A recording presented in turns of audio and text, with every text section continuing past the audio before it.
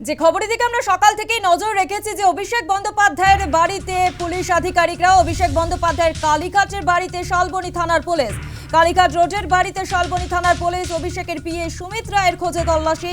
সুমিতের বিরুদ্ধে আর্থিক প্রতারণার মামলা রয়েছে। ভোর ৩টে নাগাদ সাংসদের দুয়ারে পুলিশ, সঙ্গে কেন্দ্রীয় বাহিনী, কালীঘাট থানার পুলিশও রয়েছে।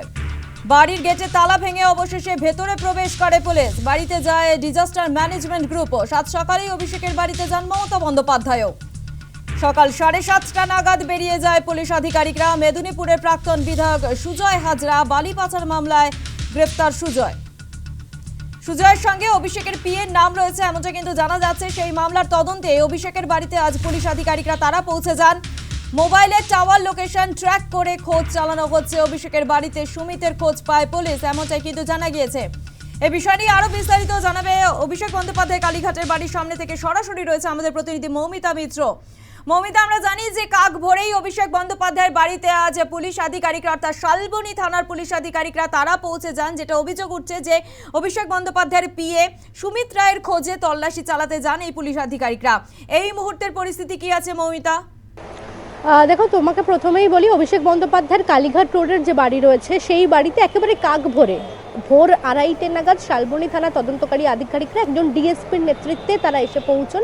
প্রথমে তারা আসেন কালীঘাট থানায়, সেখানে জিডি এন্ট্রি করা হয় এবং সেখান থেকে কালীঘাট থানার পুলিশ এবং ভবানীপুর থানার পুলিশকে সঙ্গে নিয়ে তারা আসেন অভিষেক বন্দ্যোপাধ্যায়ের বাড়িতে। এবং যে সূত্র ধরে শালবনী থানার পুলিশ তারা এসেছেন, মেদিনীপুরের প্রাক্তন তৃণমূল বিধায়ক সুজয় হাজরা, যিনি কিছুদিন আগেই বালি পাচার মামলায় গ্রেফতার হয়েছেন, তার সূত্র ধরে নাম উঠে এসেছে সুমিত রায়, যিনি অভিষেক বন্দ্যোপাধ্যায়ের আত্মসহায়ক। এবং সুমিত রায়ের বিরুদ্ধে যেটা অভিযোগ রয়েছে যে আর্থিক তছরূপের অভিযোগ এবং টাকার বিনিময়ে টিকিট বিক্রির অভিযোগ রয়েছে। শালবনীরই এক তৃণমূল নেতা তিনি অভিযোগ দায়ের করেন এবং সেই পরিপ্রেক্ষিতেই কিন্তু শালবনী থানার পুলিশ তারা সরাসরি এই বাড়িতে চলে এসেছে। এবং সকাল থেকে আমরা যেটা দেখলাম যে দুপুর 2:30 নাগাদ এই বাড়িতে এসে পৌঁছন শালবনী থানার তদন্তকারী আধিকারিকরা। দীর্ঘক্ষণ তাকে জিজ্ঞাসাবাদ করা হয়, অর্থাৎ প্রথমে তারা বাড়িতে ঢোকার চেষ্টা করেন তদন্তকারীরা, কিন্তু যে পরিস্থিতি তৈরি হয় রীতিমতো বলা হচ্ছে যে বাড়ির যে মূল গেট যেটা দেখতে পাচ্ছ সেই গেট কিন্তু কোনোভাবেই খোলা হয়নি। অর্থাৎ নিরাপত্তা রক্ষীদের একাধিকবার ডাকা হয়েছিল, তাদেরকে বলা হয় যে তারা তদন্তের স্বার্থে এসেছেন এবং অভিষেক বন্দ্যোপাধ্যায়কে তারা জিজ্ঞাসাবাদ করতে চান,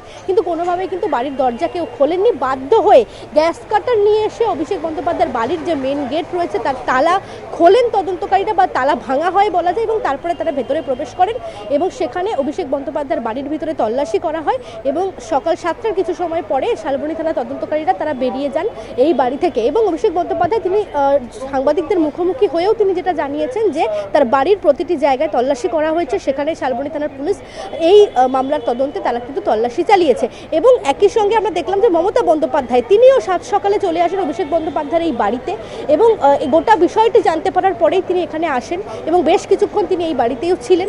তার পরবর্তীতে তিনি এই মুহূর্তে এই বাড়ি থেকে বেরিয়ে গিয়েছেন এবং যার খোঁজে এই তল্লাশি, অর্থাৎ অভিষেক বন্দ্যোপাধ্যায়ের আত্মসহায়ক সুমিত রায়, তাকে এখনো পর্যন্ত তার খোঁজ পাওয়া যায়নি বলেই পুলিশ সূত্রে জানতে পারা যাচ্ছে। শালবনী থানার তদন্তকারী আধিকারিকদের যে টিম যারা এসেছেন তারা এই মুহূর্তে শহর কলকাতাতেই রয়েছেন, বিভিন্ন জায়গায় তারা তল্লাশি করছেন। এবং সেক্ষেত্রে বলা যায় যে মামলার তদন্তে তারা শালবনী থানা থেকে তদন্তকারীরা এসেছেন, সেই তদন্ত প্রক্রিয়া কিন্তু এখনো পর্যন্ত চলছে। যদিও অভিষেক বন্দ্যোপাধ্যায়ের বাড়ির তে তারা যারা এসেছিলেন তদন্তকারীরা তারা এই মুহূর্তে বাড়ি থেকে বেরিয়ে গিয়েছেন, বা বেশ কিছুক্ষণ আগেই তারা বাড়ি থেকে বেরিয়ে গিয়েছেন ঠিকই, তবে সুমিত রায়ের খোঁজে কিন্তু বিভিন্ন জায়গায় তল্লাশি অভিযান চলছে। এবং যে সূত্র ধরে তারা এসেছেন, সুমিত রায়ের মোবাইল টাওয়ার লোকেশন সেটাকে ট্র্যাক করে দেখা যায় যে গতকাল রাতেও কিন্তু সুমিত রায়ের মোবাইলের লোকেশন পাওয়া গিয়েছে কালীঘাট রোডের এই বাড়িতে। সেই সূত্র ধরেই তারা চলে এসেছেন এখানে এবং পুলিশের তরফ থেকে বলা হচ্ছে যে সুমিত রায় তিনি এখানেই ছিলেন এবং তদন্তকারীরা আসার পরবর্তীতে সেই খবর পাওয়ার পরে সুমিত রায় তিনি অন্যত্র কোথাও গা ঢাকা দিয়েছেন বা তিনি তদন্তকারীদেরকে এড়িয়ে যাচ্ছেন, তিনি বিভিন্নভাবে আত্মগোপন করে রয়েছে বিভিন্ন জায়গায়। এবং একেবারে মোবাইল টাওয়ার লোকেশনের সূত্র ধরেই শালবনী থানা তদন্তকারীরা তারা এসে পৌঁছন অভিষেক বন্দ্যোপাধ্যায়ের বাড়িতে এবং সেই থেকেই কিন্তু একেবারে সাত সকাল থেকে সেই তল্লাশি অভিযান শুরু হয়। একের পর এক আমরা দেখছি যে ঘটনা প্রবাহ চলছে। একদিকে অভিষেক বন্দ্যোপাধ্যায়, তাকে গতকাল সিআইডির তরফ থেকে নোটিশ দেওয়ার জন্য এসেছিলেন তদন্তকারীরা, তাকে ডিজে মামলায় নোটিশ দেওয়া হয়েছে।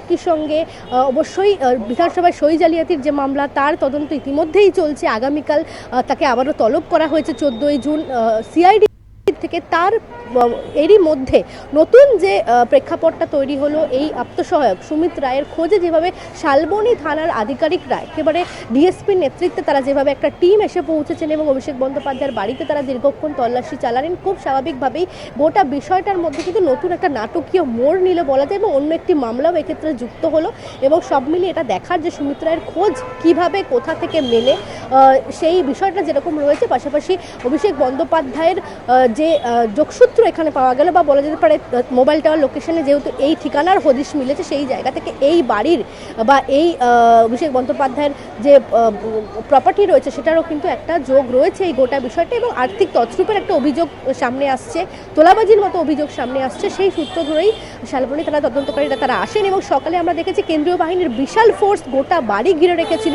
কেন্দ্রীয় বাহিনীর জওয়ানদের সঙ্গে নিয়েই শালবনী থানার আধিকারিকরা আসেন, তারা ভেতরে প্রবেশ করেন এবং বেশ কিছুক্ষণ তল্লাশি অভিযান চলে। সঙ্গে কালীঘাট থানা এবং ভবানীপুর থানা তদন্তকারীরাও ছিলেন এবং এই মুহূর্তে অভিষেক বন্দ্যোপাধ্যায়ের বাড়ির বাইরে কেন্দ্রীয় বাহিনী বা শালবনী থানার পুলিশ আধিকারিকদের টিম তারা না থাকলেও শহর কলকাতাতেই তারা রয়েছেন এবং সুমিত রায়ের খোঁজে তারা কিন্তু এখনো তল্লাশি চালিয়ে যাচ্ছে। ধন্যবাদ মৌমিতা। আপনাদের আরও একবার জানাই যে অভিষেক বন্দ্যোপাধ্যায়ের বাড়িতে কাক ভরে পুলিশ আধিকারিকরা তারা পৌঁছে গিয়েছেন। কালীঘাট রোডের বাড়িতে শালবনী থানার পুলিশ অভিষেকের পিএ সুমিত রায়ের খোঁজে তল্লাশি। সুমিতের বিরুদ্ধে আর্থিক প্রতারণার অভিযোগ, আর সেই অভিযোগে আজ তল্লাশিতে অভিষেক বন্দ্যোপাধ্যায়ের বাড়িতে পুলিশ আধিকারিকরা। ভোর 3টে নাগাদ সাংসদের দুয়ারে পুলিশ আধিকারিকরা, সঙ্গে কেন্দ্রীয় বাহিনী এবং কালীঘাট থানার পুলিশ।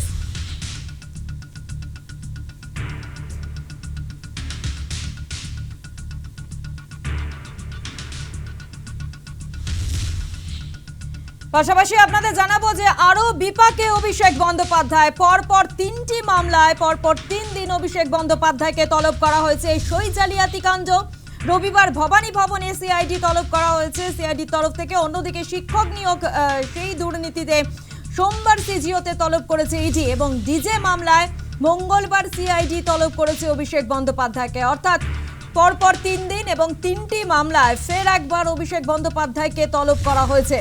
আরও একবার জানিয়ে রাখি, সই জালিয়াতি কাণ্ডে রবিবার ভবানী ভবনে সিআইডি তলব করেছে অভিষেক বন্দ্যোপাধ্যায়কে। অন্যদিকে শিক্ষক নিয়োগ দুর্নীতি কাণ্ডে সোমবার সিজিওতে তলব করেছে ইডি এবং পাশাপাশি ডিজে মামলায় মঙ্গলবার সিআইডি তলব করেছে অভিষেক বন্দ্যোপাধ্যায়কে। আরও বিপাকে অভিষেক বন্দ্যোপাধ্যায়। আপনাদের শোনাবো যে এই বিষয় নিয়ে বিজেপি নেত্রী লোকেশ চট্টোপাধ্যায় তিনি কি বলেছেন। তারা বুঝতে পেরেছেন যে আর বাঁচানো যাবে না। অনেকবার বাঁচানোর চেষ্টা করেছেন, বিভিন্নভাবে থ্রেডনিং দিয়ে বাঁচানোর চেষ্টা করেছেন, কিন্তু এখন বুঝতে পেরেছে যে আর বাঁচানো সম্ভব নয়। এত ছোট ছোট নেতা থেকে কাউন্সিলর থেকে বিভিন্ন এক্স বিধায়ক থেকে শুরু করে সবাই জেলে যাচ্ছে, মন্ত্রীরা জেলে যাচ্ছে, তো উনি কেন যাবেন না ভাই? উনি কে ধোয়া তুলসী পাতা? সবাই সম্বন্ধে এনকোয়ারি হচ্ছে, ওনার সম্বন্ধে এনকোয়ারি হোক এবং সত্যিটা সামনে আসুক এবং শাস্তি ডেফিনেটলি হোক।